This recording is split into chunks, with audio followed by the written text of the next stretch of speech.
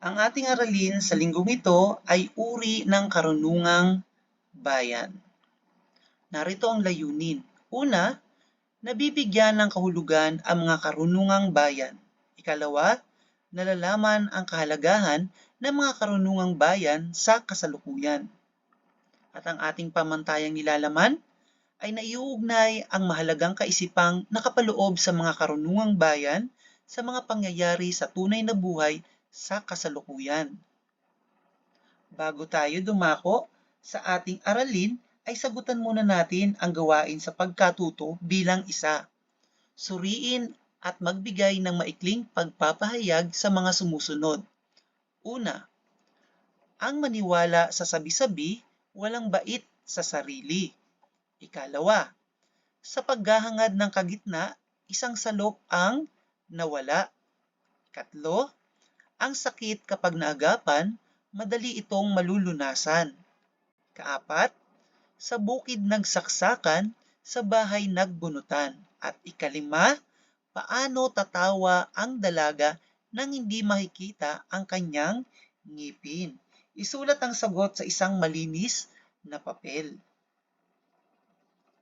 Karunungang bayan. Ang buhay ng tao ay napapaloob sa mga paniniwalang nagsisilbi nating gabay sa ating pang-araw-araw na buhay. Kabilang sa mga gabay na ito ay ang mga karunungang bayan na nagbibigay direksyon sa ating mga paniniwala at pamantayan bilang tao at pamayanan.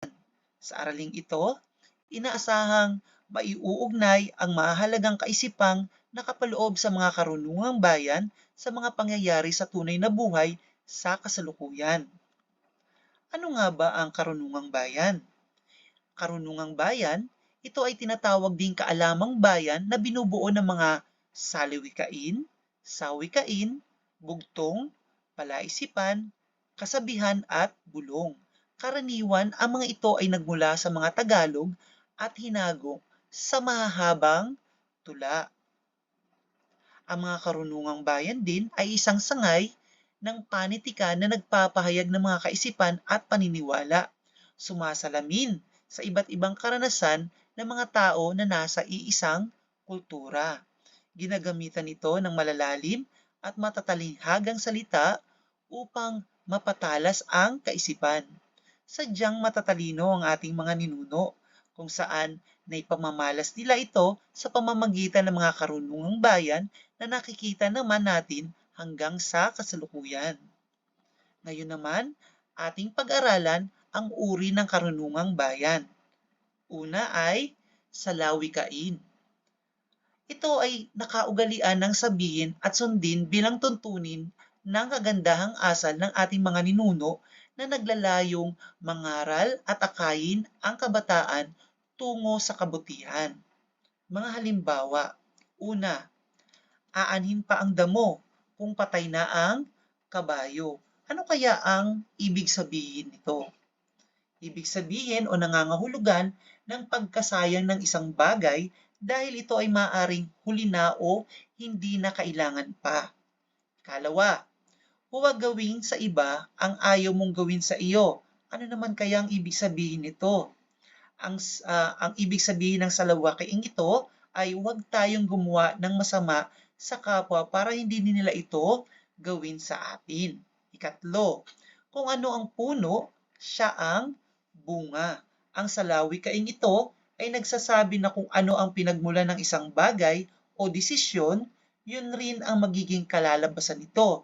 Kaya kung ikaw ay gagawa ng masama, kasamaan rin ang maidudulot nito. Ikaapat, ang taong mabait, walang magagalit. Siyempre, kapag ikaw ay mabait sa lahat, magugustuhan ka rin nila. Okay, dumako tayo sa ikalawa, ang sawikain o idioma. Ang mga sawikain o idioma ay mga salita o pahayag na nagtataglay ng talinghaga. Halimbawa, bagong tao. Ibig sabihin, siya ay binata na. Butas ang bulsa. Ibig sabihin wala siyang pera. Ilaw ng tahanan. Ibig sabihin ito ay ina or nanay. Bukas ang palad. Ibig sabihin matulungin. Ibaon sa hukay. Ibig sabihin naman ay kalimutan na. Naunawaan po ba?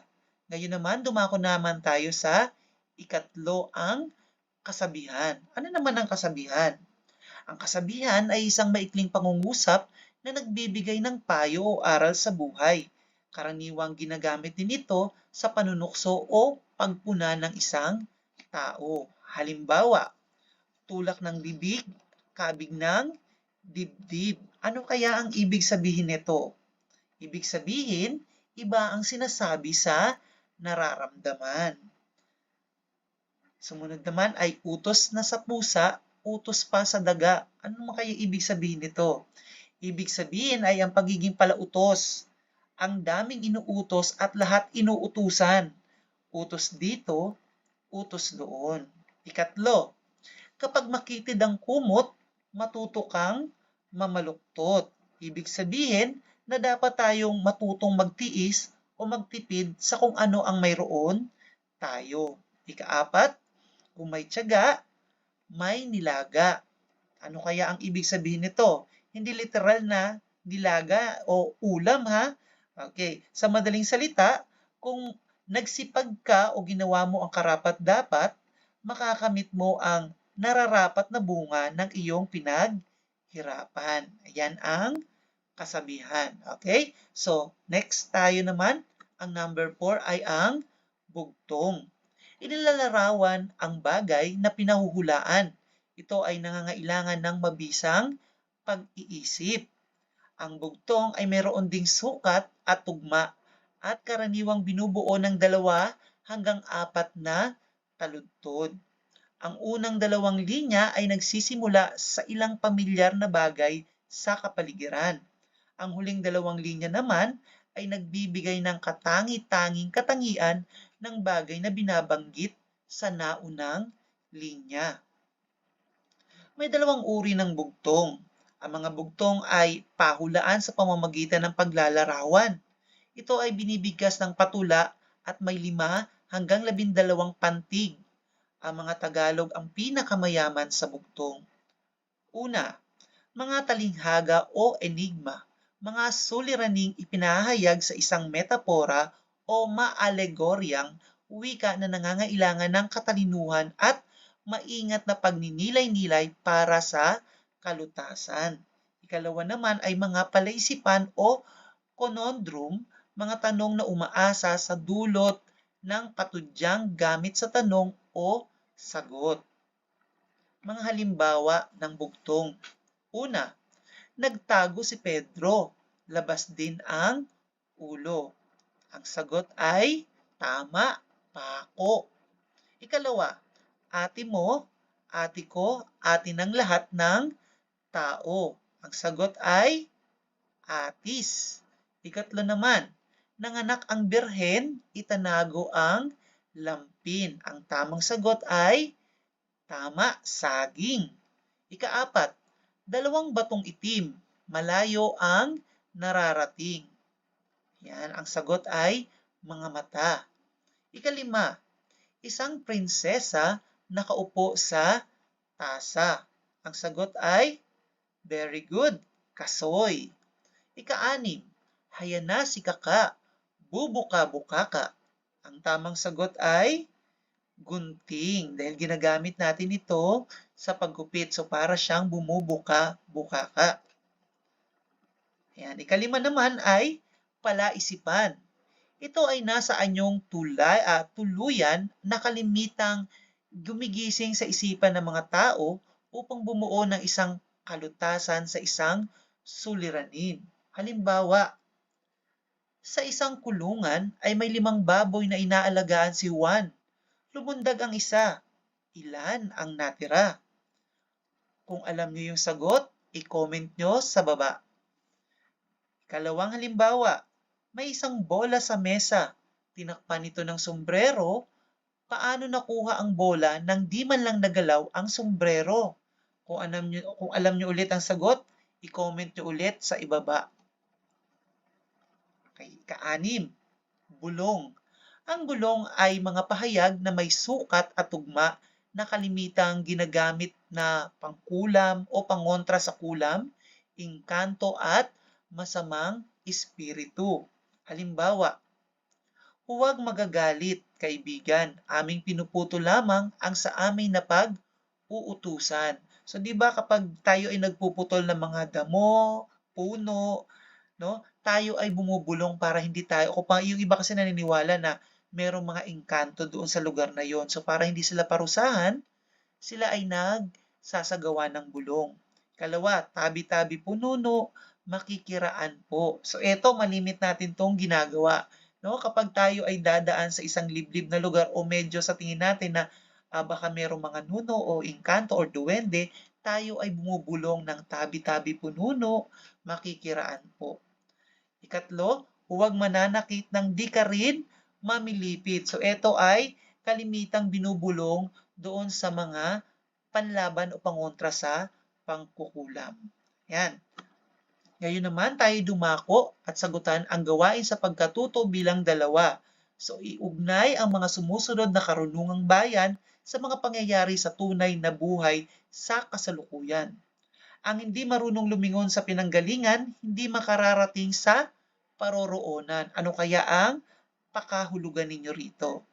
Sumunod naman ay tawa ng tawa, hanap ay asawa. Ikatlo, kung anong bukang bibig, siyang laman ng dibdib. Ikaapat, kung anong itinanim, siya ring aanihin. At ikaanim, ay ikalima, ang maniwala sa sabi-sabi ay walang bait sa sarili.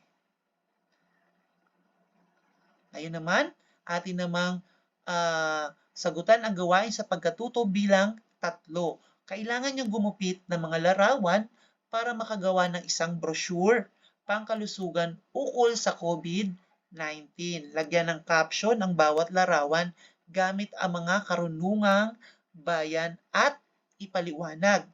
So, ito ang pamantayan sa paggawa ng isang brochure. May kaugnayan sa paksa, 30 puntos. Malinaw at maayos na pagpapaliwanag, 30 puntos. Pagiging malikhain, 20 puntos.